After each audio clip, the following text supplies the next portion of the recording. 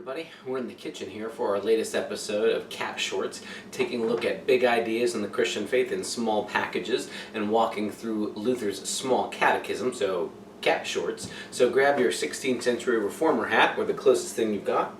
Today, the question in front of us is the sixth commandment. The commandment in Exodus goes something like this: "You shall not commit adultery."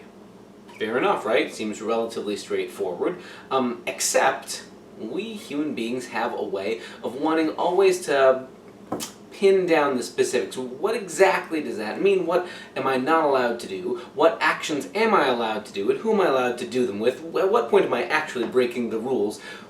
When it would be wise for us simply to listen to the advice of our older brother in the faith, Martin Luther, who, like we talked about last time, does a little dance move I like to call the Lutheran twist, that turns us away from just, don't do this negative thing, but instead positively, what should I do? How should I treat other people? We saw last time that the commandment, don't murder, doesn't just mean I've satisfied God's will as long as I didn't stab anybody before I went to bed at night, but if I've actively helped the needs of my neighbor around me, that's more what it's about. So similarly, the commandment, don't commit adultery, isn't just about what list of actions you are or not allowed to do with somebody who you are not legally married to. And instead, it's about the bigger picture of how we treat people. Those in our closest relationship, like marriage and family, but also how we treat all human beings as well.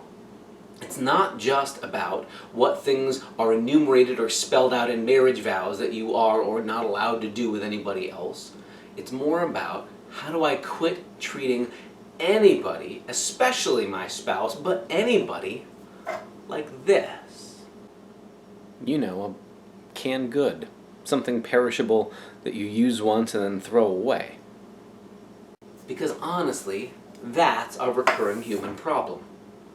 We have a way of loving things and using people when we're meant the other way around, to love people and to use things. And part of the big problem is that we have a way, we human beings, of treating other people like they are disposable, like they are here simply for our consumption, for our gratification. When I've got everything good out of you, I throw you away like I would throw away trash or empty can because I don't need you anymore. That's how we are so tempted to treat other people. That's at the root of what it is to cheat on a spouse, but it's also the ways we treat each other in rotten ways too, like other people are simply disposable, whether it's co-workers or friends or even, of course, our closest relationships and family as well.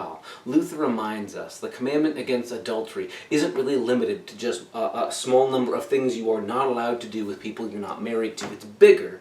It's about how do I treat especially my spouse, but also my kids, but also my parents, but also everybody I love, and my neighbor, which means everybody God sends across my path.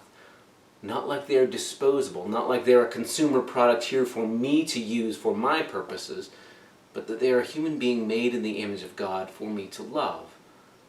If that's the case, I don't get to throw anybody away. And the good news for me is God commands everybody else to look at me, not as something disposable, but as somebody to love. On the days when I feel like I don't have anything to offer, anything to contribute, the promise is, I'm not disposable. God looks at me and says, I'm beloved, I'm made in the image of God, and therefore worth holding on to. And that's why I'm called to treat other people the same way.